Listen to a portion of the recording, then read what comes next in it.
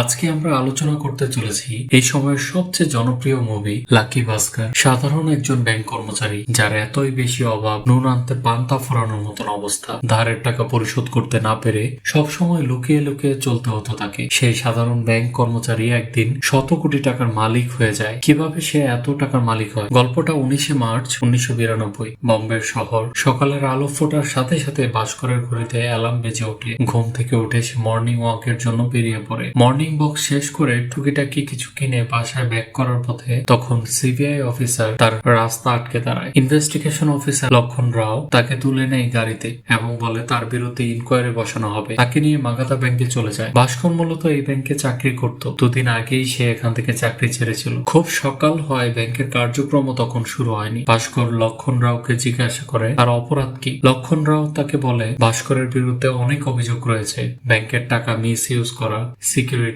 এবং ব্যাংকের বিভিন্ন ডকুমেন্ট ফ্রড করা, এইসব আর কি। ভাস্কর অফিসারের কথার প্রতি কোনো উত্তর না দিয়ে তাদেরকে ইনকোয়ারি চালিয়ে যেতে দেয়। এ সময় ভাস্করের কাছে তার ওয়াইফের ফোন আসে। তাকে জানায় সিবিআই এর লোকেরা তার বাসাও সার্চ করছে। ভাস্কর তার ওয়াইফকে কোঅপারেট করতে বলে এবং বলে আমি খুব তাড়াতাড়ি চলে আসবো। ভাস্কর চুপচাপ আছে। তার কারণ কি? সে কি আসলে অপরাধী নাকি গল্পের পেছনে আছে অন্য কোনো টুইস্ট? তা জানতে হলে আমাদেরকে চলে যেতে হবে গল্পের 3 বছর পেছনে। তখন 1989 সাল। ভাস্কর এই মাগাতা ব্যাংকের একজন সাধারণ কর্মচারী ছিল। তার মাসিক বেতন ছিল মাত্র 6,000 টাকা। তার কাঁধের উপর লোন ছিল 40,000 টাকার মতো। ভাস্কর ছিল একজন সৎ এবং ডেডিকেটেড অফিসার। সে 3 বছরে 3 বার সেরা এমপ্লয়ের অ্যাওয়ার্ড পেয়েছে। আপাতত তার টার্গেট এমআরএম পদের জন্য, কারণ 1 মাস পরে তার বর্তমান এমআরএম রিটায়ার্ড করবে। ভাস্করের ধারণা ওনার পরে ভাস্কর এই পদটি পাবে। ভাস্করের একটি জিনিসের প্রতি খুব আগ্রহ ছিল, সেটি ছিল মারুতি 800। এই গাড়িটি যার ছিল সে ব্যাংকের লোন পরিশোধ করতে পারেনি, তাই ব্যাংকটি গাড়িটি ফেলে রেখেছে। ভাস্কর প্রত্যেক দিন গাড়িটি দেখে আর মনে মনে চিন্তা করতে থাকে কোনো একদিন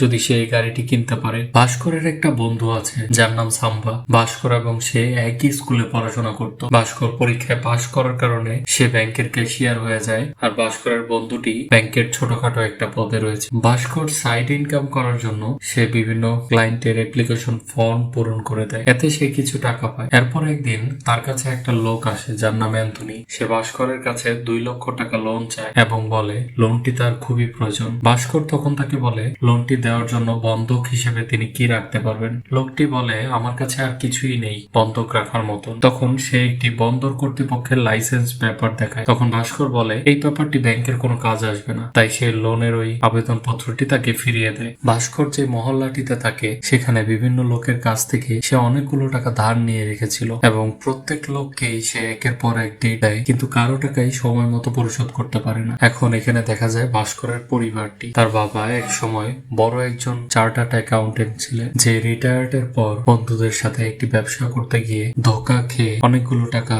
লস করেন। তারপর থেকে সে বাড়িতে চুপচাপ বসে থাকে এবং কারোর সাথে বাড়িতে তেমন কথাবার্তা বলতো না। আর ভাস্করের মা ছোটবেলায় মারা যান। ভাস্করের ছোট একটি ভাই এবং ছোট একটি বোন রয়েছে। ছোট ভাই এবং বোন পড়াশোনা করছেন। এদের দুইজনকেও ভাস্করের দেখাশোনা করতে হয়। আর ভাস্করের স্ত্রী সুমতি, তারা একে অপরকে ভালোবেসে বিয়ে করে। এই বিয়েতে সুমতির মা রাজি না থাকলেও সে ভাস্করের হাত ধরে চলে আসে, আর এদের একটি সন্তানও রয়েছে। সুমতি সবসময় একটি স্বপ্ন দেখত যে তার একদিন নিজের একটি খাবারের দোকান হবে। সে ভাবতো সে ব্যাংক থেকে লোন তুলবে এবং একটি খাবারের রেস্টুরেন্ট দিবে। ভাস্কর তখন সুমতিকে বলছিল আমাদের প্রথমে পুরাতন ঋণগুলোকে পরিশোধ করতে হবে, তারপর তুমি তোমার ব্যবসাটা শুরু করতে পারো। সুমতির পরিবার ভাস্করকে সবসময় ছোট করে দেখতো। ভাস্কর মূলত 6,000 টাকা স্যালারির এই জব করে পুরো পরিবারটা সামলাতো এবং নিজে না খেয়েও অনেক সময় তার পরিবারকে খাওয়াতো। অ্যান্থনি এর মধ্যে বেশ কয়েকবার ভাস্করের কাছে আসে এবং লোনের জন্য আবেদন করতে থাকে। অ্যান্থনি ভাস্করকে বলে আমি বেশ কিছু টিভি অর্ডার করেছি যেগুলো মালয়েশিয়া থেকে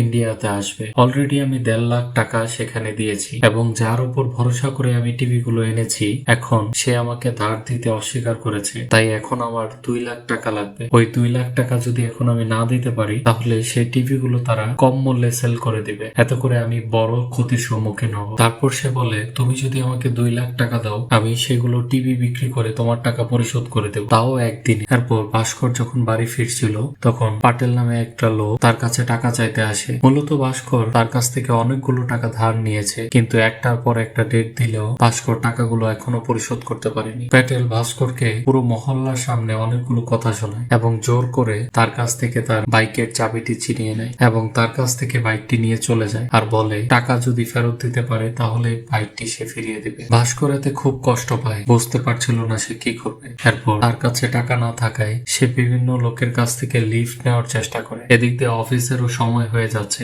আর ভাস্করের কাছে যেহেতু কোনো টাকা নেই তাই সে যেতেও পারছে না। তারপর ভাস্কর দৌড়ে সেখান থেকে অফিসে যায় আর ব্যাংকে আসার পর সে একটি ঝটকা খায়। ভাস্করের যে প্রমোশনটি হওয়ার কথা ছিল ভাস্কর এসে দেখে সেই প্রমোশনটি অন্য আরেকজনকে দিয়ে দেওয়া হয়েছে। ব্যাংকের সকল কর্মচারী আসলে ভাবছিল প্রমোশনটি ভাস্করই পাবে। এইসব দেখে ভাস্কর একদমই ভেঙে পড়ে। এরপর ভাস্কর ম্যানেজারের রুমে যায় এবং সে ম্যানেজারকে বলে আমি তিনবার বেস্ট এমপ্লয়ার অ্যাওয়ার্ড পেয়েছি, তাই ব্যাংকের এই পদটি আমার প্রাপ্য ছিল। আমি অনেক পরিশ্রম করেছি এবং আমি প্রত্যেক মাসেও সমস্ত টার্গেট পূরণ করেছি, কিন্তু আপনি আমাকে প্রমোশন না দিয়ে ওনাকে প্রমোশন দিয়েছেন। তখন ম্যানেজার তার উপর রেগে যায় এবং বলতে থাকে সে তোমার থেকে অনেক বেশি মেধাবী, আর তাছাড়া তুমি তো তোমার সাইড ব্যবসা করছো, সেখান থেকে কাস্টমারের কাছ থেকে বিভিন্ন টাকা পাচ্ছ, আর এসব যদি এমডি স্যার জানতে পারে তাহলে তো তোমার চাকরিই থাকবে না। আমি কি বলবো এমডি স্যারকে?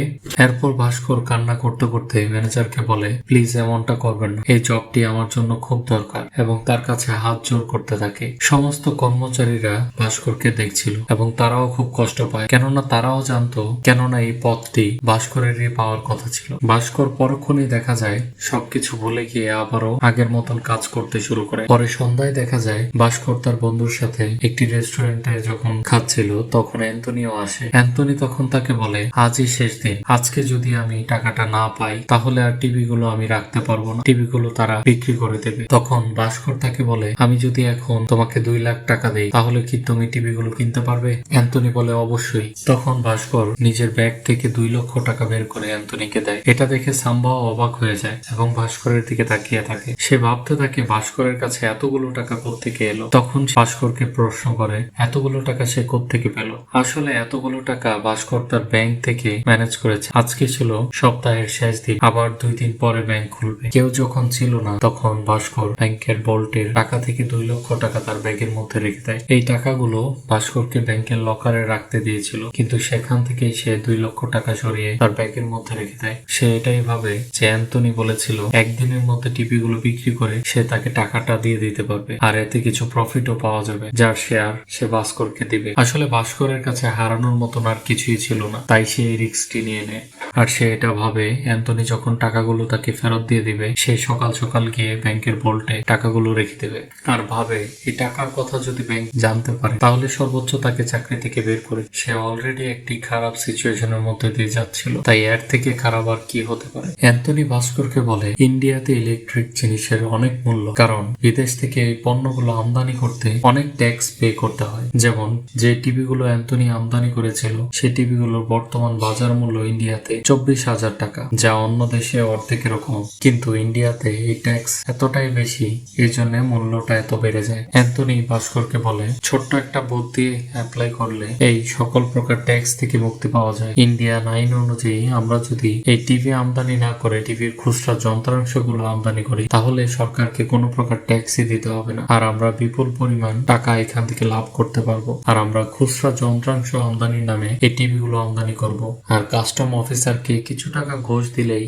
সে এগুলো ছেড়ে দেবে। আর এভাবে যদি আমরা টিভি গুলো নিয়ে আসতে পারি তাহলে একটি টিভিতে খরচ হবে মাত্র 10,000 টাকা, যেটা কিনা আমরা ইন্ডিয়ার বাজারে 20 থেকে 24,000 টাকায় বিক্রি করতে পারবো। এমনকি এখান থেকে আমরা বিশাল একটি লাভ করতে পারবো। এদিকে দেখতে দেখতে পার হয়ে যায় একদিন। ভাস্কর অ্যান্টনির জন্য অপেক্ষা করছিল, কিন্তু অ্যান্টনি আসছিল না। এটা দেখে তার খুবই চিন্তা হচ্ছিল। এদিকে পরদিন সকালে টাকাগুলো ব্যাংকের ভল্টে রাখতে হবে, তাই সে চিন্তিত অবস্থায় বসেছিল। দেখতে দেখতে পুরো দিনটি পার হয়ে যায়, কিন্তু অ্যান্টনির দেখা নেই। কিছুক্ষণ পরে দেখা যায় সাম্বা ভাস্করের বাড়িতে আসে। পরক্ষণেই সে দেখতে পারে অ্যান্টনি হাসতে হাসতে তার কাছে আসছে এবং তার হাতে একটি টাকার ব্যাগ। তখন অ্যান্টনি বলে সব টিভি গুলো বেচা হয়ে গেছে এবং এ থেকে অনেকগুলো টাকা সে লাভ করে। পর অ্যান্টনি ভাস্করকে 2 লক্ষ টাকা দেয় এবং সাথে তাকে কিছু প্রফিটও দেয়। এরপর ভাস্কর তাকে বলে তুমি আমার চাকরি সম্মান দুটোই বাঁচিয়েছ, তাকে ধন্যবাদ দেয়। আর এই দিনের পর থেকে তাদের তিনজনের মধ্যে একটি ভালো সম্পর্ক হয় এবং এই কাজগুলো তারা বারবার করতে থাকে। ভাস্কর লুকিয়ে লুকিয়ে ব্যাংকের ভল্ট থেকে টাকা নিতে থাকে এবং সেগুলো সে অ্যান্টনিকে দেয় এবং একইভাবে তারা ইনভেস্ট করতে থাকে।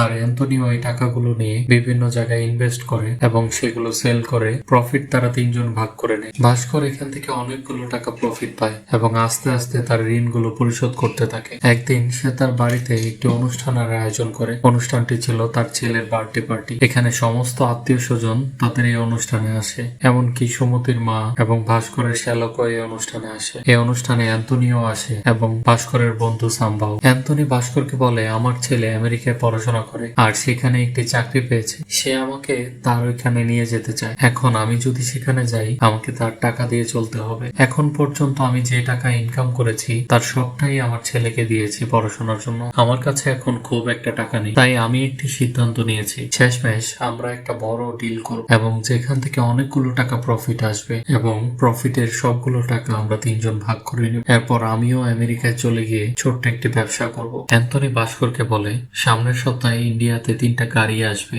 যে গাড়িগুলোর মূল্য অনেক, কিন্তু সেই গাড়িগুলো যদি আমরা কিনতে পারি এবং এখানকার বাজারে সেল করি তাহলে সেখান থেকে অনেকগুলো টাকা প্রফিট করতে পারবো। কিন্তু এই ডিলের জন্য প্রয়োজন 10 লাখ টাকা, আর সে সময় 10 লাখ টাকা মানে অনেক টাকা, যা তাদের কাছে ছিল না। ভাস্কর বলে 1-2 লাখ টাকা ম্যানেজ করা সম্ভব, কিন্তু 10 লাখ টাকা, এত টাকা কিভাবে ম্যানেজ করব? এটা একদম অসম্ভব একটা ব্যাপার। তখন অ্যান্টনিও সেখান থেকে চলে যায়, কিন্তু পরে ভাস্কর তার পরিবারের কথা মনে করে এবং সে ডিলটি করার সিদ্ধান্ত গ্রহণ করে। ভাস্কর অনেক চালাকি করে ব্যাংক থেকে 10 লক্ষ টাকা বের করে আনে এবং সেগুলো এনে অ্যান্টনিকে সে দেয় এবং 3টা দামি গাড়ি তারা কিনে নিয়ে আসে এবং তারা 3টি গাড়ি ডিলারের কাছে নিয়ে আসে এবং সেখানে গিয়ে তারা জানতে পারে ডিলারকে পুলিশে গ্রেফতার করেছে এবং কিছুদিনের মধ্যে সেখান থেকে ওই ডিলারের ছাড়া পাওয়ার আর কোনো সম্ভাবনা নেই এবং হতাশ হয়ে পড়ে এবং ভাবতে থাকে এখন কি করতে পারে তারা।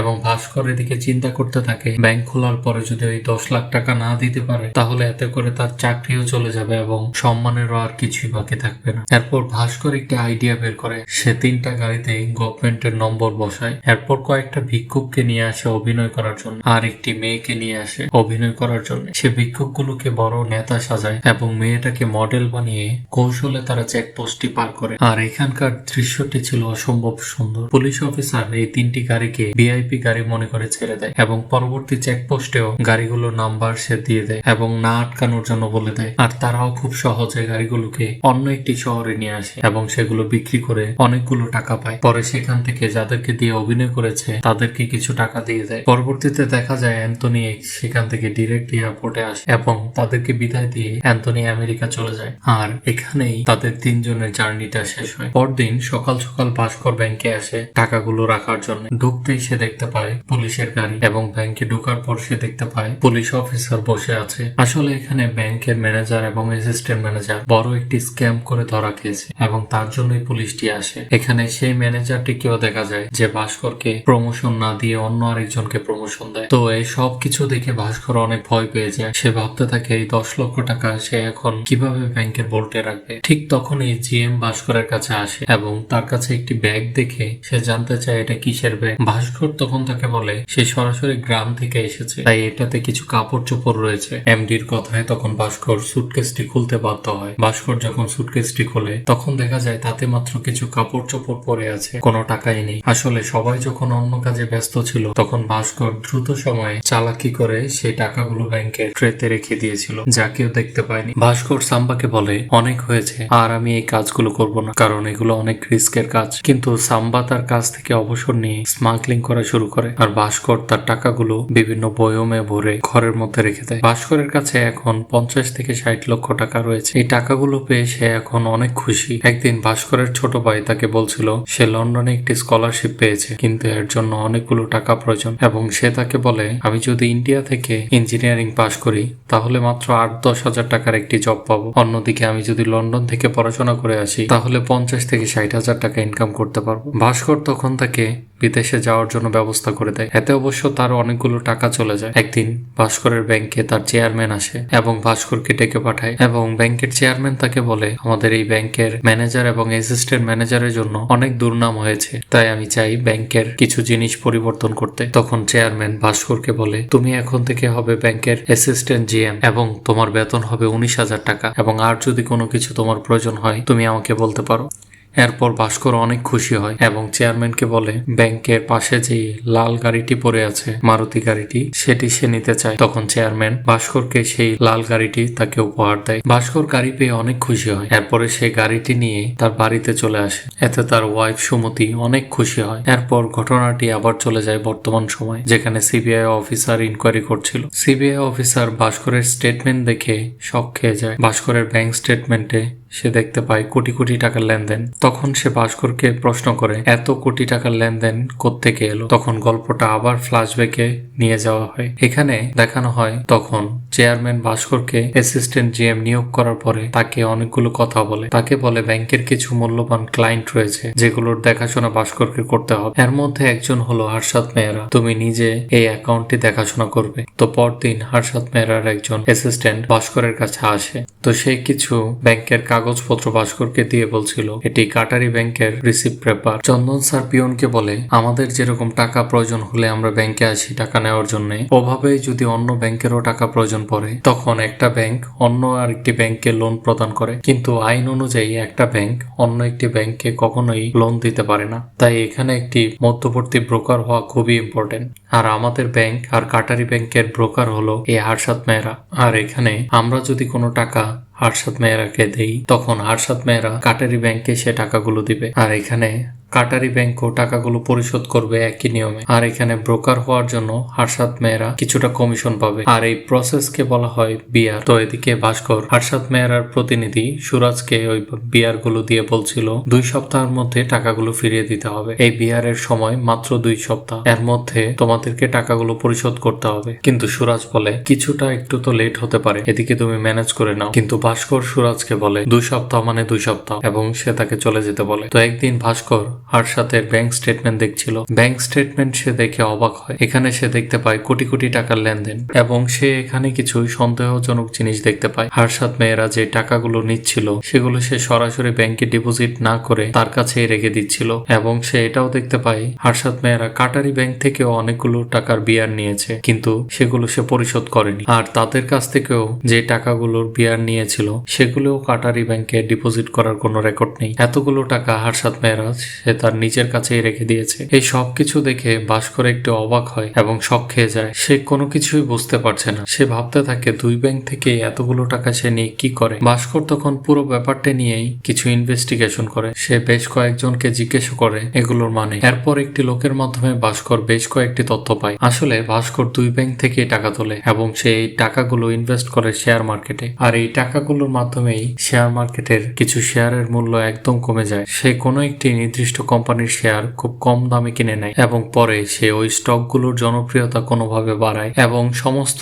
লোকগুলোকে তাদের প্রতিনিধির মাধ্যমে বোঝানোর চেষ্টা করে আমাদের শেয়ার আপনারা কিনুন, এই শেয়ারের মূল্য দ্রুতই বৃদ্ধি পাবে। এবং তাদের পণ্যগুলো কেনার জন্য সকলকে ইনভাইট করতে থাকে এবং সবাইকে কনভিন্স করতে থাকে ভবিষ্যতে আমাদের এই প্রোডাক্টগুলোর মূল্য দ্রুতই বৃদ্ধি পাবে। তখন সবাই যখন তাদের ওই কোম্পানিতে ইনভেস্ট করে শেয়ারের মূল্য তখন অটোমেটিক বৃদ্ধি পেয়ে যায়। আর শেয়ারের মূল্য যখন বৃদ্ধি পায় তখন হর্ষাদ মেহরা তার ভাগের শেয়ারগুলো বিক্রি করে দেয় এবং সে এখান থেকে বিশাল একটি প্রফিট অর্জন করে আর বাকি টাকাগুলো ব্যাংকে পরিশোধ করে দেয়। আর এরপর শেয়ারের মূল্যগুলো অটোমেটিক কমে যায়। আবার ভাস্কর তখন সিদ্ধান্ত নেয় সবকিছু চেয়ারম্যানকে জানানোর, কিন্তু পরক্ষণে সে ভাবতে থাকে এই সবকিছু চেয়ারম্যানকে জানিয়ে তার কি লাভ। এরপর ভাস্কর সুরাজের সাথে একা একা দেখা করে। এরপর তার সাথে সে একটি ডিল করে। সে সুরাজকে বলে সে যখন ব্যাংক থেকে বিয়ার নিবে তার থেকে 1% ভাস্করকে দিতে হবে, সাথে হর্ষাদ যখন শেয়ারগুলো কিনবে তার আগে ভাস্করকে জানাতে হবে, এবং শেয়ারের মূল্য যখন বৃদ্ধি পাবে এবং হর্ষাদ যখন শেয়ারগুলো বিক্রি করবে তার আগেও তাকে জানাতে হবে, যেন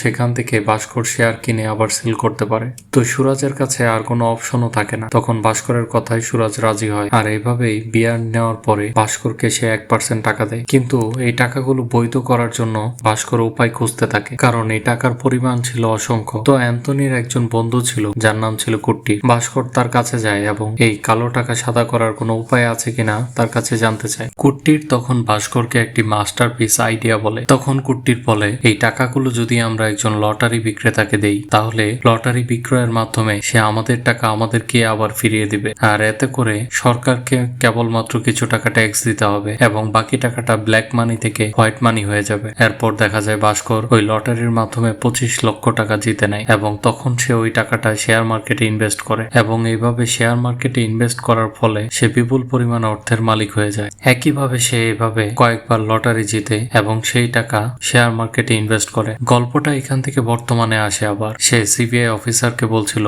এভাবে আমি কয়েকটি লটারি জিতেছিলাম এবং সেই টাকা আমি শেয়ার মার্কেটে ইনভেস্ট করি আর এভাবে প্রফিট গুলোকে আমার কাছে রেখে দিয়েছি। সিবিআই অফিসার তখন বলে, আচ্ছা ঠিক আছে, কিন্তু ওই 70 লাখ টাকা তুমি একদিনে কিভাবে খরচ করেছো? তখন ভাস্কর তাদেরকে বলে, ভাস্করের যে একটা ছোট্ট বোন ছিল, ভাস্কর তার বিয়ে ঠিক করে। তারপর একদিন তারা বোনের শপিং এর জন্য একটা জুয়েলারি শপে যায়, কিন্তু জুয়েলারি শপে ভাস্করের কাপড় চোপড় দেখে খুব একটা মূল্য দেয় না এবং তাদেরকে ছোট করে দেখে, তাদেরকে সম্মান করে না, বরং খারাপ আচরণ করে। তখন ভাস্করের এই ব্যাপারটা খারাপ লাগে, তার ইগোতে লেগে যায়। পরক্ষণেই দেখা যায় ভাস্কর একটি দামি গাড়ি কিনে এনে আবার সেই জুয়েলারি শপের সামনে থামে। এরপর জুয়েলারি শপে ঢুকে সবকিছু কিনে নেয়। যে লোকগুলো ভাস্করকে সম্মান করেনি, ছোট করে দেখেছে, তারাই তাকে সালাম দিচ্ছে এবং সসম্মানে তাদেরকে গ্রহণ করছে এবং তাদের কাছে ক্ষমা চায়। এভাবে খরচ করার ফলে ভাস্করের কাছে টাকা কমে যায়। তখন আবার ভাস্কর যখন বিয়ার ইস্যু করে, ওই বিয়ার থেকে 1% আবার কমিশন পায়। ওই টাকাটা আবার সে কুট্টির কাছে নিয়ে আসে এবং ওই কালো টাকাটা সাদা করার উপায় জানতে চায়, কি করা যায় সেটা নিয়ে। কুট্টির তখন তাকে একটি আইডিয়া দেয়। সে বলে, আমরা একটি ফেক কোম্পানি করব এবং সেই কোম্পানির অধীনে এই বিশাল অঙ্কের টাকাগুলো লেনদেন করব। ভাস্কর তখন সুমতির জন্য একটি খাবারের রেস্টুরেন্ট খুলে দেয় আর কুট্টির ওই রেস্টুরেন্ট সম্পর্কিত বেশ কয়েকটি ভুয়া কাগজপত্র বানিয়ে দেয়, যেখানে ভাস্কর খরচ দেখায় অসংখ্য টাকা। আর এভাবে ভাস্কর আস্তে আস্তে টাকাগুলো বৈধ করছিল। এদিকে ভাস্করের দামি জীবনের সঙ্গে মদ খাওয়াটাও শুরু করে এবং তার মধ্যে একটি অহংকারের সৃষ্টি হয়। আস্তে আস্তে সুমতিও বুঝতে পারে তার মধ্যে একটি পরিবর্তন এসেছে। ভাস্করের এরকম পরিবর্তন দেখে সুমতিও কষ্ট পায়। এমনকি ভাস্কর, যে কিনা তার কলিগদের অনেক ভালোবাসতো, তাদেরকেও ছোট করে কথা বলে। তো একদিন কাটারি ব্যাংকের ম্যানেজার ভাস্করের কাছে আসে দেখা করতে। এর মধ্যেই এরা বিয়ার সম্পর্কিত কথাবার্তা বলে। ভাস্কর কাটারি ব্যাংকের ম্যানেজারকে বলছিল, আরশাদ মেহরার কাছ থেকে এখনো 90 কোটি টাকার বিয়ার আসার বাকি রয়েছে আর এখন তার উপর আরো কিছু টাকার বিয়ার সে চাচ্ছে। এখন আমি বুঝতে পারছি না কি করব। এসব শুনে ম্যানেজার একটু শক খায়। ম্যানেজার তখন তাকে বলে, আমি তো কখনো 1 কোটি টাকার উপরে তার জন্য বিয়ারই ইস্যু করিনি, আমি তাকে সর্বোচ্চ 1 কোটি টাকার বিয়ার দিয়েছি। এরপর কাটারি ব্যাংকের ম্যানেজার সমস্ত পেপারগুলো চেক করে দেখে আরশাদ মেহরা তার সাইন নকল করে অনেকগুলো বিয়ার ইস্যু করেছে। এখন যদি আরশাদ মেহরা 90 কোটি টাকা না দেয়, তাহলে ব্যাংক তার নামে কেস করবে এবং তাকে পুলিশ গ্রেফতার করবে। এরপর সিবিআই সেটা ইনভেস্টিগেশন করবে। এতে করে দুইজনের নামটাই বাইরে আসবে এবং এটা যদি সত্যি হয়, এতে করে দুইজনকেই জেল খাটতে হবে। এসব বলতে বলতে ম্যানেজার অনেক ভয় পেয়ে যায় এবং সেখান থেকে বেরিয়ে সিঁড়ি দিয়ে নামতেই সে হার্ট অ্যাটাক করে এবং সেখানেই সে মারা যায়। ঠিক তখনই সুরাজ ভাস্করের কাছে আসে। ভাস্কর সুরাজের উপর খেপে যায় এবং ভাস্কর সুরাজকে বলে, যতক্ষণ পর্যন্ত আরশাদ মেহরা ওই 90 কোটি টাকা পরিশোধ না করবে, ততক্ষণ পর্যন্ত একটি টাকারও বিয়ার পাবে না। এটা তোমার বসকে অবশ্যই জানিয়ে দিও। এদিকে ভাস্কর দেখে তার বন্ধু স্মাগলিং করতে গিয়ে ধরা পড়েছে আর এখন সে জেলে আছে। ভাস্কর পুলিশ স্টেশনে গিয়ে টাকার মাধ্যমে তাকে ছাড়িয়ে আনে। এরপর ভাস্করের শ্যালক তাদের বাসায় একদিন আসে। সে কিছু টাকার সমস্যার মধ্যে আছে। এ নিয়ে সুমতি তার মার সাথে কথা কাটাকাটি করে এক পর্যায়ে ঝগড়াঝাটি করে। সুমতির মা বলছিল খাবারের রেস্টুরেন্ট দেওয়ার আইডিয়াটা তার, যদি এটা না দিত তাহলে তার আজকে এই অবস্থান হতো না এবং সুমতিও রেগে গিয়ে তার রেস্টুরেন্ট ভাঙতে শুরু করে। এদিকে পরিবারের এত সমস্যা দেখে অবশেষে ভাস্করের বাবা রুম থেকে বেরিয়ে আসে এবং ভাস্করকে ডেকে নিয়ে কথা বলতে থাকে। সে ভাস্করকে বলে, তুমি এখন কি কাজ করছো? এখানে খাবারের রেস্টুরেন্টের যে বিল আমি দেখতে পাচ্ছি, এটা মোটেও স্বাভাবিক কোনো বিল মনে হচ্ছে না। আর আমি যেহেতু একজন চার্টার্ড অ্যাকাউন্টেন্ট ছিলাম, তো আমার মনে হচ্ছে এখানে কোনো ভুল রয়েছে। কি করছো তুমি, আমাকে খুলে বলো। ভাস্কর তখন তার বাবাকে সব সত্যি খুলে বলে। এরপর ভাস্করের বাবা ভাস্করকে বেশ কিছুক্ষণ বোঝায়। সবকিছু বোঝানোর পর ভাস্কর নিজের ভুল বুঝতে পারে এবং তার মধ্যে কিছুটা রিয়েলাইজেশন হয় এবং ভাস্করও সেই টাকার নেশা থেকে বেরিয়ে আসে। এরপর দেখা যায় ভাস্কর, তার শ্যালক, তার বন্ধু সবাইকে সাহায্য সহযোগিতা করতে থাকে। আর তারপর তার ক্যারেক্টার একটু পরিবর্তন আসে। সে যেগুলো মানুষের সাথে অন্যায় খারাপ ব্যবহার করেছে সবার কাছে ক্ষমা চায়। এরপর একদিন ব্যাংকের জিএম ভাস্করকে ডাকে এবং জিজ্ঞাসা করে আরশাদ মেহরাকে কেন বিয়ার ইস্যু করা হচ্ছে না। ভাস্কর তখন বলে এখনো তাদের কাছ থেকে 90 কোটি টাকার বিয়ার পাওয়ার বাকি। তারা যতক্ষণ না ওই বিয়ার পরিশোধ করবে, ততক্ষণ নতুন কোনো বিয়ার আমি ইস্যু করতে পারবো না। জিএম তখন ভাস্করকে জোর করছিল নতুন করে বিয়ার ইস্যু করার জন্য। ভাস্কর তখন নতুন করে বিয়ার দিতে রাজি হয় না এবং তার রিজাইন পেপারটা সেখানে দিয়ে সে সেখান থেকে চলে যায়। আর দুদিন পরেই দেখা যায় সিবিআর অফিসার তাকে গ্রেফতার করেছে, যেটা আমরা মুভির শুরুতে দেখতে পাই। সিবিআর অফিসার ভাস্করকে বলছিল, তোমার অ্যাকাউন্টে যতগুলো টাকা ট্রানজেকশন আছে তুমি তার ব্যাখ্যা দিয়েছ, কিন্তু আমি যদি চাই তোমার সমস্ত টাকা উধাও হয়ে যেতে পারে। আমি যদি তোমার অ্যাকাউন্ট সম্পর্কে ইনকাম ট্যাক্স অফিসারকে বলে দেই তাহলে তোমার অনেক ক্ষতি হয়ে যাবে। এখন তুমি যদি এমনটা না চাও তাহলে তুমি আমার কথা শোনো, তোমার অ্যাকাউন্টে যে টাকাটা আছে সমস্ত টাকাটা তুমি হারসাত মেহরাকে দিয়ে দাও। আর এখানে আমরা বুঝতে পারি ব্যাংকের জিএম এবং সিবিআই কর্মকর্তা একসঙ্গে জড়িত। ভাস্কর যদি তার অ্যাকাউন্টের এই সবগুলো টাকা দিয়ে দেয় হারসাত মেহরাকে, তখন সে ওই টাকাগুলো দিয়ে ব্যাংকের বিয়ার পরিশোধ করবে এবং নতুন করে আবার বিয়ার ইস্যু করবে। আর এতে করে হারসাত মেহরার উপর কোনো কেসও থাকবে না এবং সে ব্যাংকের টাকাগুলো পরিশোধ করে দিবে। এখানে আমরা আরো একবার হতবাক হয়ে যাই। আমরা দেখতে পাই ব্যাংকের সে চেয়ারম্যানটিও এই ঘটনার সাথে জড়িত। ভাস্কর এক পর্যায়ে বাধ্য হয়েই তার পরিবারের কথা চিন্তা করে তার অ্যাকাউন্টের সমস্ত টাকা হারসাত মেহরার নামে লিখে দেয়। ভাস্কর যেমনটা আগে ছিল ঠিক আবারও তেমনই হয়ে যায়, আবারও নিঃস্ব হয়ে যায়। তো পরের দিনই ব্যাংক কর্মকর্তারা আবার একটি ঝটকা খায়। যখনই ব্যাংকের এমডি ভাস্করের অ্যাকাউন্ট থেকে টাকাগুলো তুলতে যাবে তখন তারা দেখতে পায় ভাস্করের অ্যাকাউন্টে আর কোনো টাকাই নেই। তখন তারা দেখতে পায় ভাস্কর টাকাগুলো 10 দিন আগেই তুলে ফেলেছে, এরপর তার অ্যাকাউন্টটাই বন্ধ করে দিয়েছে, কিন্তু কম্পিউটারে সেটা এখনো আপডেট হয়নি। এরপর আমরা দেখতে পাই ভাস্কর এবং তার ফ্যামিলি একটি প্লেনের মধ্যে রয়েছে। ভাস্কর তার পুরো পরিবারকে নিয়ে কোথাও একটা যাচ্ছিল। এদিকে আমরা পূর্বের ঘটনাটা দেখতে পাই। ভাস্করের পুরো ব্যাপারটা যখন তার বাবা জানতে পারে তখন সে তাকে কিছু কথা বলে। ভাস্করের বাবা ভাস্করকে বলে, তুমি যতটাই সিকিউরিটি সম্পন্ন হও না কেন, একদিন না একদিন ইনকাম ট্যাক্স অফিস তোমার এই ব্যাপারটা জানতেই পারবে এবং তারা তোমাকে কখনোই ছেড়ে দিবে না। এই জন্য সমস্ত টাকা ব্যাংক থেকে বের করে ফেলো এবং অন্য একটি দেশে একটি বাড়ি কিনে ফেলো। এদিকে ভাস্করও অ্যান্থনির সাথে যোগাযোগ করে, যে আমেরিকা ছিল। সে অ্যান্থনির সহযোগিতায় সেখানে কিছু প্রপার্টি কিনে এবং টাকাগুলো সে বিদেশে নিয়ে যায়। আর যাওয়ার সময় ভাস্কর একটি কাজ করে যায়, এই ব্যাংকের সমস্ত কর্মকর্তার এই সমস্ত জালিয়াতির কথা সে প্রকাশ করে দিয়ে যায়। এতে করে ব্যাংকের চেয়ারম্যান, জিএম, হারসাত মেহরা, এমনকি সিবিআই অফিসার সবাইকে পুলিশ গ্রেফতার করে। তারপর আমরা দেখতে পাই ভাস্কর একটি অভিজাত হোটেলে একটি পত্রিকায় এই সংবাদটি পড়ছে এবং আজকে তার বিশাল অবস্থা, তার কোনো টাকা পয়সারও কমতি নেই। আর বিদেশে সে তার বিশাল সাম্রাজ্য তৈরি করেছে আর তার ফ্যামিলিকে নিয়ে খুব সুখে শান্তিতে দিন কাটাচ্ছে।